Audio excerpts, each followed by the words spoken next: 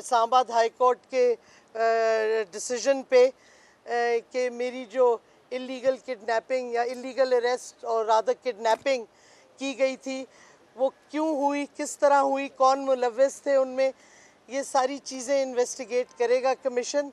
आज पहली मीटिंग थी, उन्होंने नोट किया कि पुलिस से जो रिपोर्ट्स आनी थी वो नहीं आई अभी तक, तो उन्होंने कहा कि ये आप लाइटली मत लें, जो पुलिस का लीगल था डीएसपी, और हमें आईजी वगैरह प्रेजेंट हों और रिपोर्ट पुलिस दे इस वाक़ये की।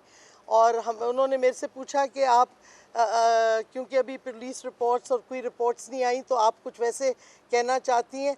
मैंने फुली कोऑपरेट किया, वाक़या नरेट किया, क्या हुआ था, किस तरह हुआ था। मैंने कहा ये अरेस्ट तो किसी तरीके से नहीं था, ये तो किडनैपिंग थी, क्योंकि ना अरेस्ट वारंट दिया गया था ना कुछ और हम रिटन स्टेटमेंट भी देंगे। 14 तारीख को डेट है और उन्होंने समन किया है आईजी वगैरह को और कहा है कि यही आएँ, ये नहीं कि कोई जूनियर एसएचओ या किसी को भेज दें। तो कमीशन भी ने पूरा सुना मुझे और हमने फुली कोऑपरेट किया। हुकूमती साइड से कोई नहीं आया, ना कोई रिपोर्ट आई है, तो मैं समझती हूँ कमीशन ने इसका नोटिस भी लिया है और हमें पूरा कॉन्फिडेंस है कि कमीशन पूरी तरह इन्वेस्टिगेट करेगी कौन मुलव्विस था और क्यों ये किया गया। और उम्मीद है एंड में कोई अकाउंटेबिलिटी भी होगी ताकि इस किस्म के वाक़ये ना हो। और इंशाल्लाह हम एक रिटन स्टेटमेंट भी देंगे कमीशन को, जो फिर हम हाई कोर्ट में भी सबमिट करेंगे ताकि वो रिकॉर्ड पे आ जाए रिटन स्टेटमेंट हमारी।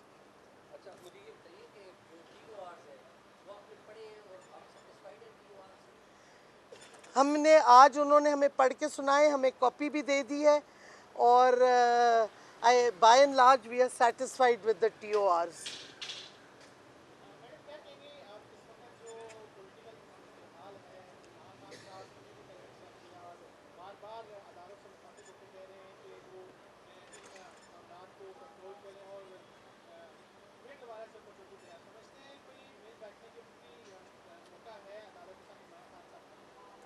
किनका?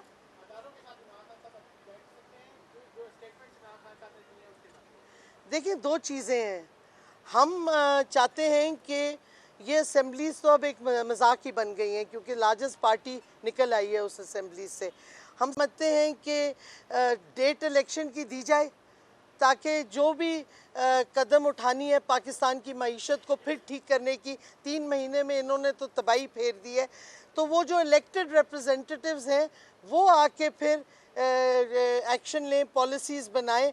और इस वास्ते डेट ऑफ इलेक्शन आ जाती है तो फिर हम बैठ के जिधर भी बैठना है कई चीज़ें डिस्कस हो सकती हैं, लेकिन पहले डेट ऑफ इलेक्शन आनी चाहिए क्योंकि ये इम्पोर्टेड हुकूमत आप देख रहे हैं। जिधर भी जलसा हो रहा है खान साहब का, बारिश के पानी में खड़े होकर लोग आ रहे हैं हज़ारों की तादाद में और सुन रहे। कौम खड़ी हो गई, उन्होंने रिजेक्ट कर दिया इम्पोर्टेड हुकूमत को। और मैं समझती हूँ जो हैंडलर्स हैं इस हुकूमत के, उनके पास मैसेज जाना चाहिए कि पाकिस्तान की सिक्योरिटी और सॉवरेनिटी सबसे ज़्यादा ज़रूरी है। NRO देना इन चोरों को इस ऑब्जेक्टिव था क्या ये रजीम चेंज का? लगता तो यही है। एक NRO, दूसरी कैबिनेट डिसीजन में एक और NRO, तो लगता है ये सिर्फ NRO लेने आए हैं और मुल्क को डिलिबरेटली मुल्क की मईशत को तबाह कर रहे हैं। क्योंकि जब मईशत तबाह होती है तो फिर मुल्क में इनसिक्योरिटी होती है और मुल्क कमज़ोर होता है, और यही अमेरिका चाहती है। तो इधर उनकी कन्वर्जेंस ऑफ इंटरेस्ट है, अमेरिका का भी और ये इम्पोर्टेड हुकूमत का भी। तो अनफॉर्चुनेटली मैं समझती हूँ जिन इदारों का काम है कि पाकिस्तान की दफ़ा करें, उनको दिफा करनी चाहिए। ये नहीं कि वो इम्पोर्टेड हुकूमत के साथ मिल के तबाही करें पाकिस्तान की।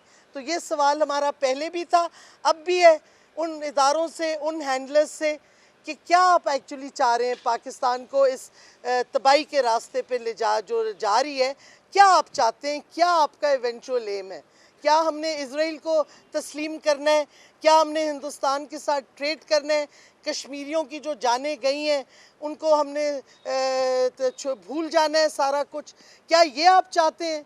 क्या आप चाहते हैं एक स्ट्रॉन्ग इंडिपेंडेंट सॉवरन पाकिस्तान हो, जिस रास्ते पे इमरान खान ले जा रहा था और जो आपने रजीम चेंज करवा के अमेरिका के कहने पे ये रास्ता रोक दिया और तबाही का रास्ता किया और NRO करप्शन वालों को बचाने का रास्ता आपने अपनाया है।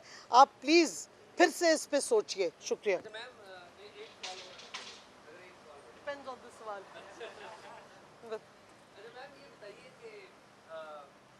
बहुत ज़्यादा तनकीद हो रही है बिल बाजवा का नाम लेकर भी और मिलिट्री के ऊपर भी बहुत तनकीद हो रही है। आप जस्टिफाई करते हैं इसको और फिर आपने जो खुद कानून साजी की मिलिट्री के ऊपर तनकीद के हवाले से। मेरी बात सुने, यही गलत फहमी आपको कल मैंने हामिद मीर की भी क्लैरिफिकेशन दी थी।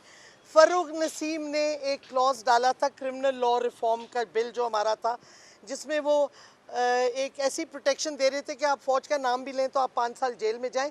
कैबिनेट ने रिजेक्ट कर दिया था और क्योंकि वो क्लॉज रिजेक्ट हो गया, फ़ारूक नसीम ने वो बिल ही पूरा क्रिमिनल लॉ रिफॉर्म का टेबल नहीं किया।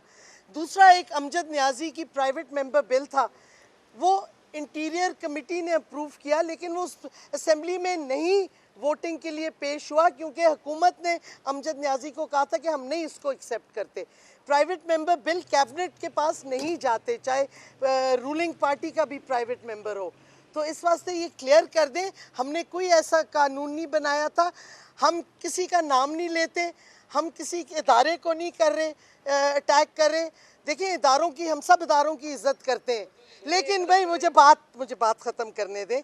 लेकिन अगर कोई शख्स एसोसिएटेड हो किसी इदारे से और वो इदारे को अब्यूज़ कर रहा हो, तो हर शहरी का जमहूरियत में ये हक है कि वो सवाल पूछे। आप लोगों को सवाल पूछने से कैसे रोक सकते हैं? हाँ, गाली गलौज नहीं करें, हम बिल्कुल नहीं सपोर्ट करते किसी इदारे को, किसी शख्स को गाली गलौज करें, लेकिन इदारों से भी सवाल पूछना हमारा जमहूरी हक है और इंडिविजुअल से भी सवाल पूछना हमारा जमहूरी हक है। Thank you.